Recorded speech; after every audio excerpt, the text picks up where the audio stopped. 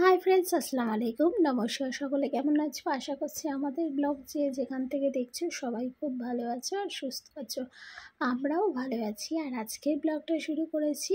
এখন ঘড়িতে বাজে 10টা আর আমি চলে এসেছি আমাদের খাওয়ার রুমে।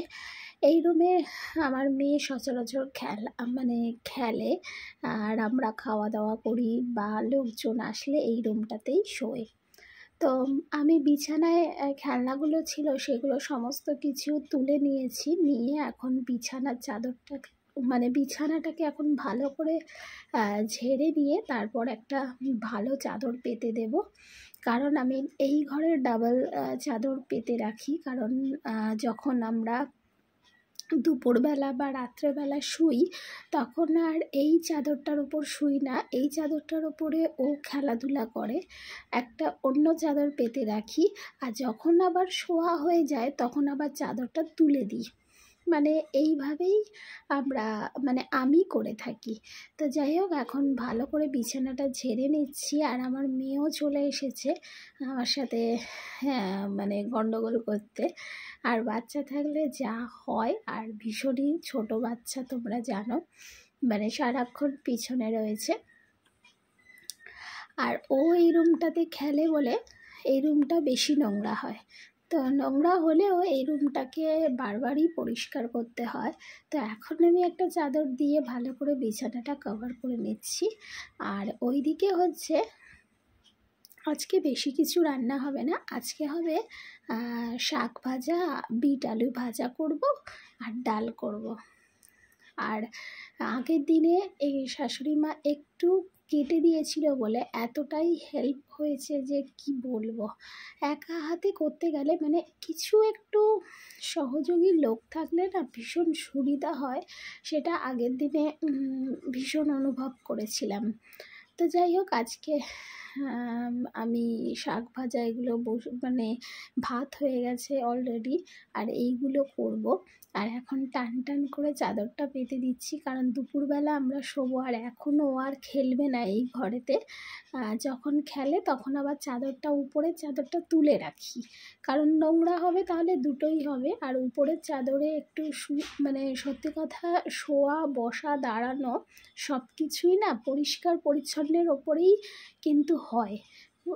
বাড়িঘর যদি পরিষ্কার পরিচ্ছন্ন বা যে জায়গায় শোবো, দাঁড়াবো, বসবো সেই জায়গা যদি ফিটফাট টিপটপ না হয় তাহলে কিন্তু ভালো লাগে না কারোরই। তো আমি আজকে সকাল সকালই ওই জন্যে এই রুমে চলে এসেছি ভালো করে বিছানাটা গুছিয়ে নেওয়ার জন্য। তো বিছানাটা তো গোছাচ্ছি, সাথে সাথে তোমাদের সাথেও কিছু গল্প শেয়ার করছি।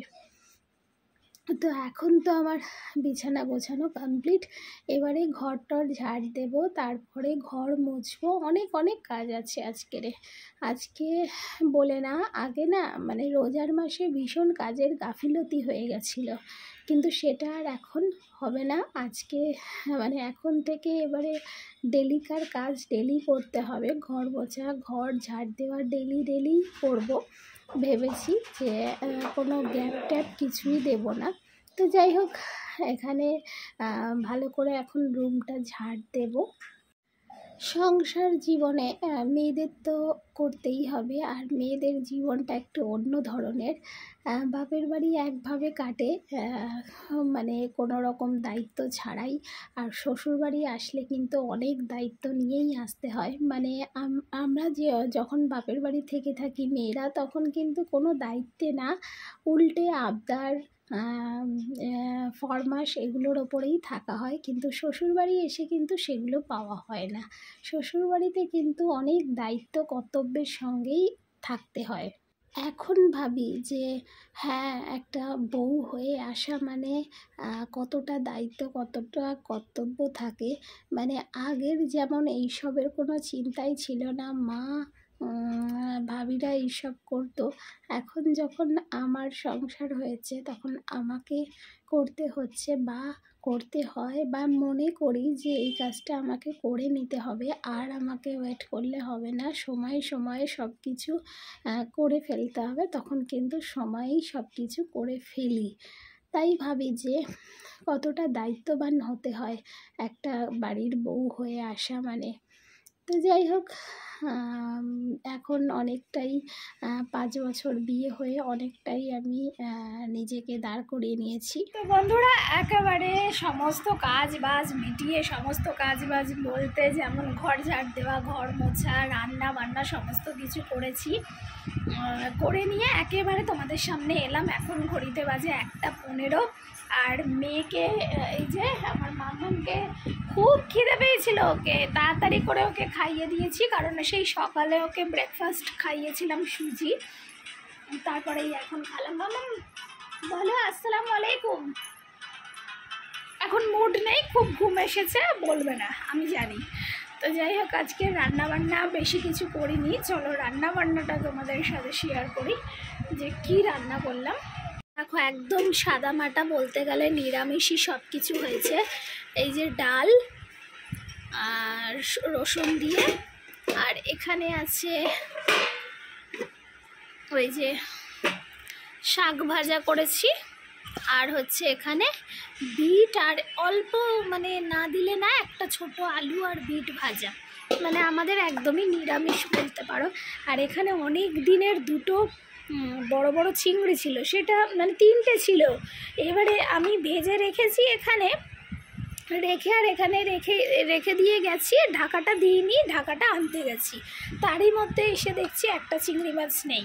মানে এটা আমার মেয়ের কাজ, আমার মেয়েই এখান থেকে তুলে নিয়ে গিয়ে কোথাও ফেলে দিয়েছে। এবার 3 জনের 3টে চিংড়ি ছিল, এই একটা এখন রয়েছে, কিছু করার নেই, কী আর করব।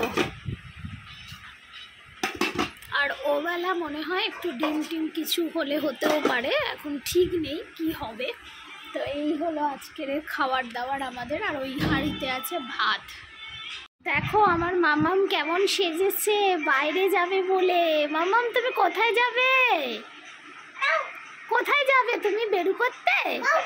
আচ্ছা চলো চলো চলো, হয়ে গেছে, চলো উঠে পড়ো, জুতো পড়ো, জুতো। চলে যাচ্ছি, টাটা। চলো জুতো পড়বে, এসো। হ্যাঁ, ফোনটা বন্ধ করে দাও, চলো। তো বন্ধুরা, এই যে আমার মেয়ে, দেখো ঘুরে, মানে বাড়িতে আসবে না, কিছু বাড়িতে আসবে না, শুধু কাঁদছে। ওই সেই আমার মামা শ্বশুরের বাড়িতে সেই ছোট পিসিটা আছে, তার কাছ থেকে আসবে না কিছু। জোর করে নিয়ে এসেছি, নিয়ে এসে আর ওখানে গান দিয়ে বসিয়ে দিয়েছি। আর এখন হচ্ছে কি, এই যে খাবার নিয়ে এসেছি, এখন ও খাবে। আর খাইয়ে দিয়ে আমার যে আগের ডিউটি ছিল, রোজগার ডিউটি, দোকানে যাওয়ার, আজকে থেকে আবার আমার দোকান জয়েন হয়েছে।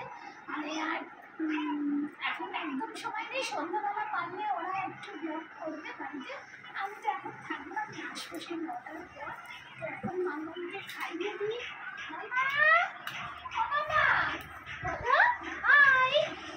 বিসমিল্লাহ বলো, বিসমিল্লাহ। খেয়ে নিতে হয়। বিসমিল্লাহ বলে খাবে তো? আচ্ছা, বাবার কোলে বসে খাবে। বাবা রে, বলো বিসমিল্লাহ। হ্যাঁ, বাহ। চলো খাওয়া দাওয়া করাই। বাবাকে আবার কাতুকুতু করে, বাবাকে কাতুকুতু করে দিচ্ছে। তো বন্ধুরা, সন্ধ্যা থেকে তো বাড়ি ছিলাম না, আর ব্লগ হয়নি। আর বলে গেছিলাম যে যদি ও ব্লগ করে, তো ও ব্লগ করার সময় পাইনি, কারণ ও ভিডিও এডিট করছিল। তো বললো আমার সময় হয়নি, আমি ভিডিও এডিট করছিলাম। তো যাই হোক, এখন ব্লগটা অনেকটা ছোট হয়ে গেছে, কিন্তু কিছু করার নেই, ব্লগটা ছোটোই ব্লগ দেবো। চেষ্টা করছি ছোট ব্লগই দেখে তোমরা মন শান্তি করো। তো যাই হোক, ব্লগ এখন খুব ভালো ভিউ আসছে না, যেদিন ভিউ আসে সেদিন আবার এখন ভিউ আসছে না। আর এখন আছে কি, ডিনার কমপ্লিট করে এলাম, আজকে একটু তাড়াতাড়ি খাওয়া দাওয়া করে নিয়েছি, মেয়েকেও তাড়াতাড়ি খাইয়ে দিয়েছি।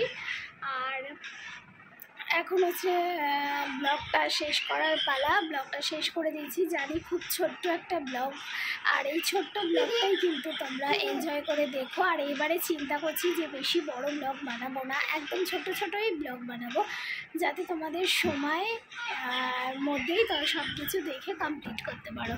তো যাই, আজকের জন্য আসি, আবারও দেখা হবে নতুন একটা ব্লগের সঙ্গে। ততক্ষণের জন্য সবাই অপেক্ষা করো, আর ভালো থেকো, সুস্থ থেকো, ঠিক আছে? Bye, good night.